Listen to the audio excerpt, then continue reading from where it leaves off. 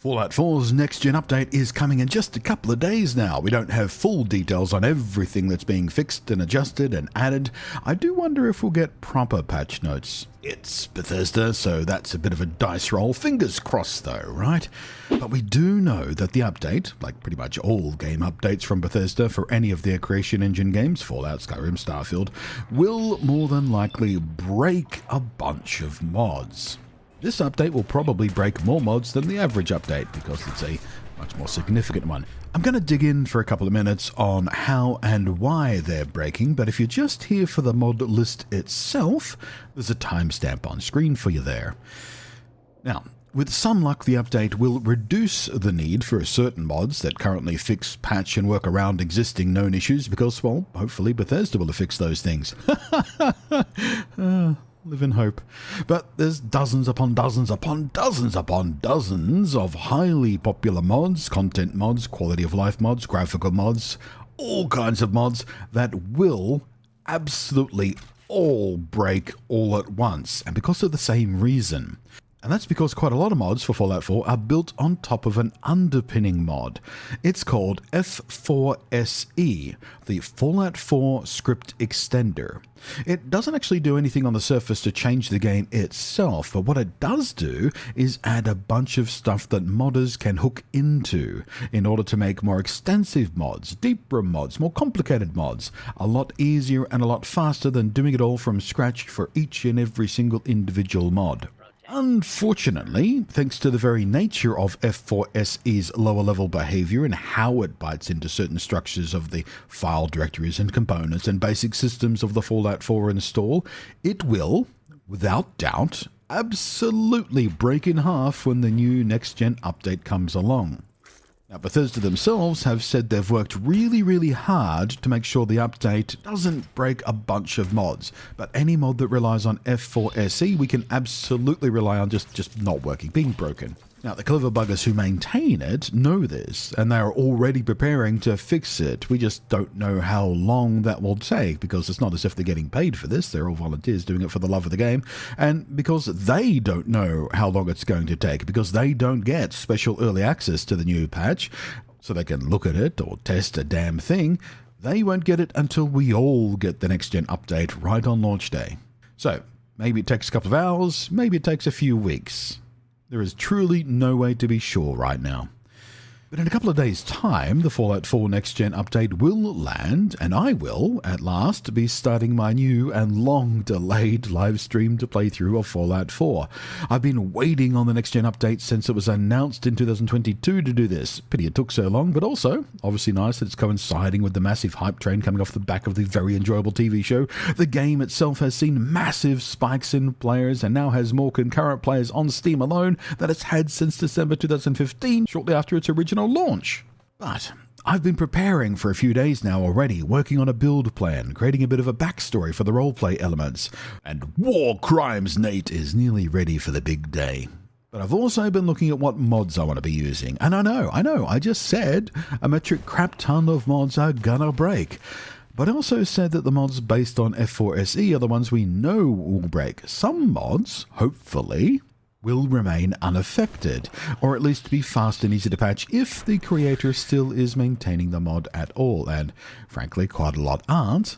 They moved on to other things years ago. Sadly, the photo mode mod that I wanted to use for cool screenshot relies on F4SE, so that's out. That will absolutely be broken. Very annoying.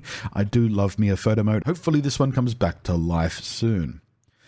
But I have been trying to find a selection of useful, quality of life mods that don't really change the basic gameplay too much. I want a fairly vanilla experience, but will make my new playthrough better in some ways. And of course, I've been trying to find mods that don't rely on F4SE, but make lighter, easier changes.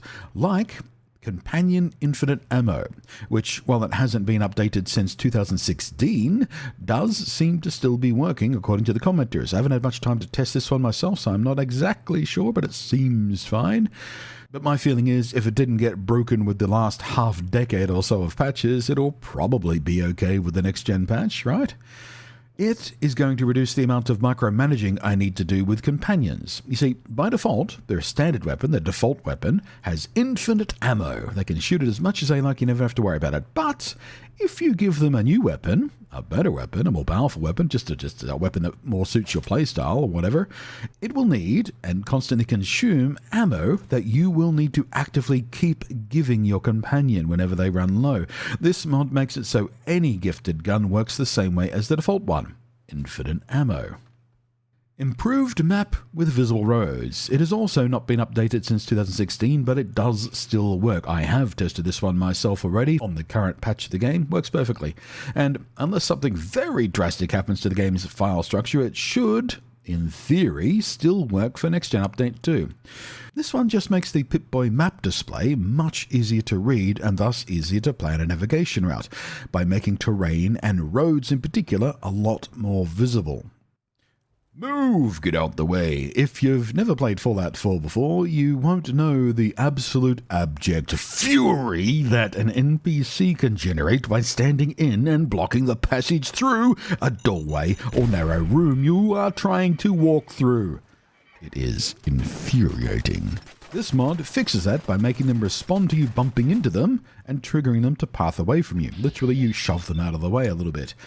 In my own testing, it seems to not work properly anymore, but I do consider it a vital Goram mod, so if anyone with modder chops is listening, please make a new version of this. Please, I'm begging you. The only reason this is in this list is so I can ask and beg for that. And also to point out that you might want to keep an eye out for an updated mod that does this, because it is wildly frustrating. Longer power lines. I've tested this one again, and it still works on the current patch. It hasn't seen an update since the launch of the game in 2015, so if it hasn't broken yet, once more, it should, in theory, survive the next gen patch too. What it does is vastly extend how far your power cables can run in the build mode, which in the vanilla version of the game is infuriatingly short, leading to a lot of mess and clutter and extra pylons, and ugh, I hate it so much. It's a must-have if you like base and settlement building, in my opinion.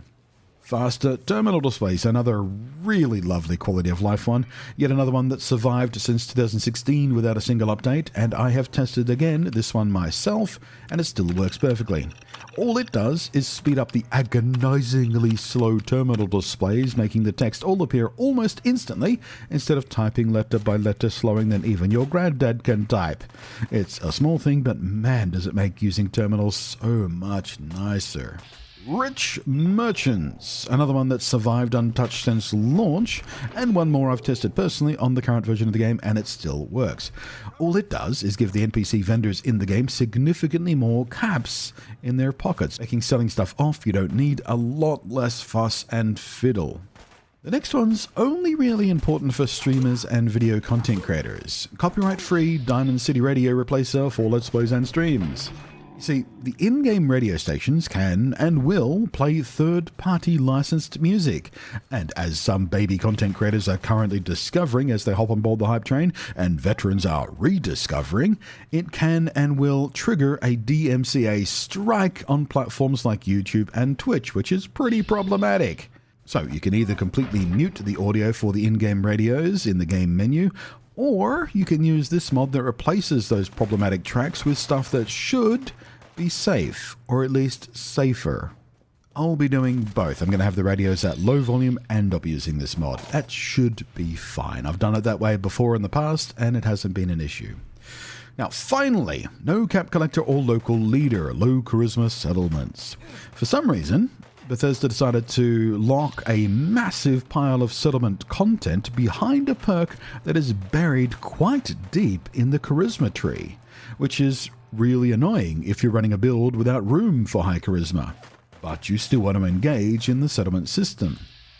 This mod fixes that, allowing access to some pretty basic settlement stuff without having to deeply invest in the charisma perk system to get at it. I've tested this one too, and it does seem to work just fine right now too. I'm a little more dubious about whether this one will survive the next gen update, but we'll see.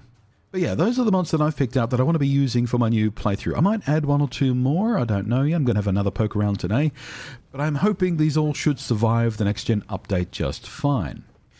If you are poking around Nexus looking for mods for yourself, watch out for mods that have no other dependencies. There'll be a little twirl down menu saying, hey, this mod relies on this and this and this. Look for the ones that don't rely on anything else, especially F4SE. Those are guaranteed to break. And look for mods that haven't needed an update in a long while, but still have users actively reporting that they work fine in current year. Those are the kinds of mods that I'm expecting should survive. No promises, of course, but this is your best bet. Hopefully this has been helpful. Good luck out there, and please pop a follow over on Twitch if you're curious about my own PC Next Gen playthrough, which will be starting this weekend. It should be a bunch of fun. Thanks for watching. I am Blunty. Thank you as always to the patrons scrolling up above there. Appreciate you guys very, very much. Catch you next time.